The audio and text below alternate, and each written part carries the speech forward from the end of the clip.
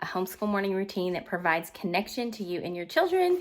Oops, I gotta get my binder, my homeschool brain in the binder, and we're gonna get started. If you are new to homeschooling, you may have not have heard of homeschool morning time baskets. I like to do something that's called morning time connection, and this is like connection with God, connection with my daughter, and even to have a connection with herself, because we need to connect with ourselves too, right? Here are some ideas that you can do with your kids to have connection with them in the morning. And I have them all written down on this piece of paper, and I'm just gonna go through them.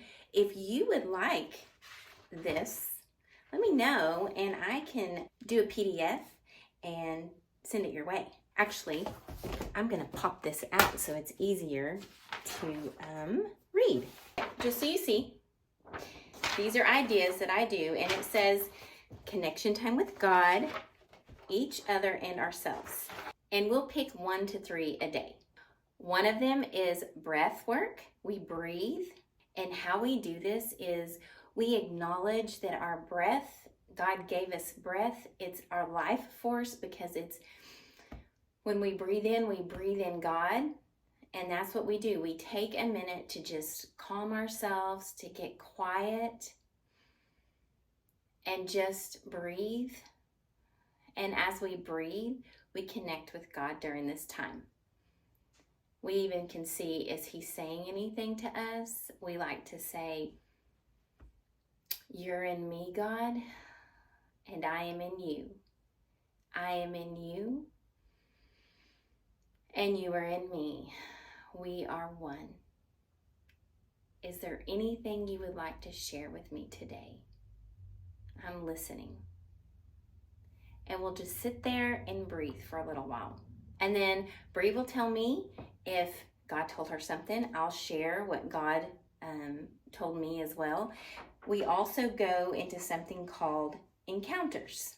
Okay, so breath work can actually lead into encounters. Encounters are, we go inward and we just encounter God on a deeper level than just saying, "What would you like to say to me today?"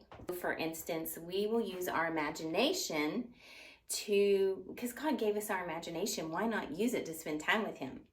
For example, Bree had an encounter where she went in and she imagined what her brain saw was a tree house.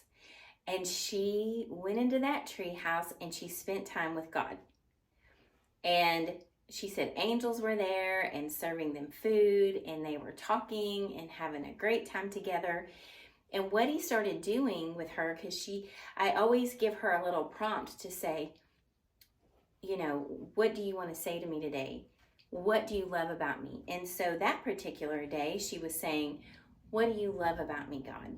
She was quiet and would sit there, and He would start telling her things. We write that down after her encounter with Him, and we keep that because that's special, because that is speaking identity into her. Because anything that God tells us is going to be full of love, full of hope. He's always speaking into our identity. I mean, He says we're going to hear Him. So this is us listening and learning how to tap into that voice. And then, of course, I'll do an encounter when she does, and we just share it with each other. And it's just so amazing. Sometimes God will tell us the similar things. Sometimes it's a little different. And sometimes I don't know exactly what He's saying, and I'll look it up, and then I'm amazed at what He actually said. It's been amazing for Bree too. If you don't know, Bree is my 10-year-old daughter. By the way, I'm Olivia Cagle. I'm a veteran homeschooler. I have older sons that I have homeschooled. I've graduated them, and now I'm getting to homeschool her. Also, I have something called 14 Thoughts to Transform Your Homeschool. If you're interested in those, I'll put them in the description below. Our thoughts are what is going to help us enjoy our homeschool even better, because we usually have looping thoughts that aren't the best. As God says, "As a man thinketh, so is he." So when we learn to focus on the lovely, the pure, everything He tells us to focus on, everything changes. So another one on this list is forgiveness. We ask each other, is there anything that we need to forgive each other for? Is there anything where I've hurt you, that maybe it's still bothering you? And can you forgive me for that? And we just spend time in that. And we also check on our heart with anybody else. If there's any unforgiveness, any bitterness feelings in her, we kind of go into that as well. And we can do that, like sometimes I'll write things out that she tells me that she's mad at, and then we'll rip it up, or we will hand it over to God and say, we trust you with this, and we just choose to forgive today, and that you help to bring love into our hearts for this person. And I just choose to love them. And then we will go into a prayer and just pray blessings over that person. Another one is we connect with nature, because that's God's creation also. And we just go out and we are thankful for the nature. We ground in nature. And I love the scripture that says God's glory is in all the earth. And so when we are grounding, we can say he is in this earth. And as we stand here and ground in nature and creation, all of his glory is coming into us. It's already here, but this is just a practice we like to do. We like to love nature. We like to honor nature because God created it. He created us to take care of creation.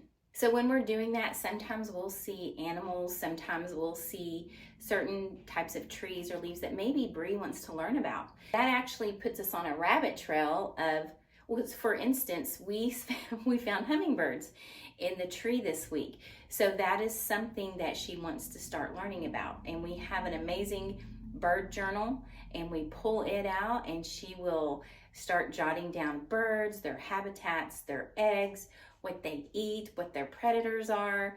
That's an easy way to make nature study something where she gets to connect with nature. She needs to connect with God. She gets to have fun and learn something that she was excited about. Another one is self-love teaching. We talk about how we love ourselves. What do we love about ourselves? We will even address things maybe that we're not feeling too good about ourselves, and we get really curious and not judgmental, and we want to know why. Is it because somebody said about us? Is it just some thoughts that we've just been dwelling on for a while? And so then we look at the beauty. So sometimes we'll talk about 3 things we love about ourselves, and then we'll tell the other person 3 things we love about each other. And that can lead into a purpose and identity teaching as well, because when we love something about us, maybe that's speaking into who we are. You never know. So that's another thing on here is our purpose and identity. How we do that is we practice discovering and remembering who we are that God created. And sometimes that'll be paying attention to the games that we like to play, the games that Bree likes to play, things that she's interested in, how she shows love. All of that is speaking her identity. So in that, we will talk about how all of that stuff she's doing, how is that part of her purpose and identity that she gets to bring forth into the earth? Because I just believe that we bring kingdom to earth. We bring heaven to earth. Because God is in us, God's heart coming through us into the earth. We love to figure out how our identity and purpose, how we're speaking it in everyday life, how it's calling out in us in everyday life. And maybe another one is we go into nature, but sometimes we just go for a walk together.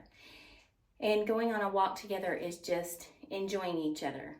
We just have conversations with each other, have fun together as we walk. Maybe she does a bike ride. So morning time baskets are great, and we do that, but a lot of times we don't do it just in the mornings. We pick through it during the day sometimes, what Bree is interested in. If we need to finish a book, we'll do that.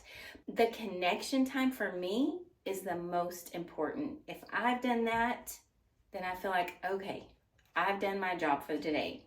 Because my mission in homeschooling is to help my children to love God, to help them to love themselves, to help them to love learning, to know who they are, know their purpose and identity, and to have a connection with each other. If you can get that and you teach them to love learning, man, they can learn anything they want to learn. If you want the list, let me know and I will get that all typed up and I can send it out. Don't forget, if you love this, to like and subscribe, and I'll see you next time. Bye-bye.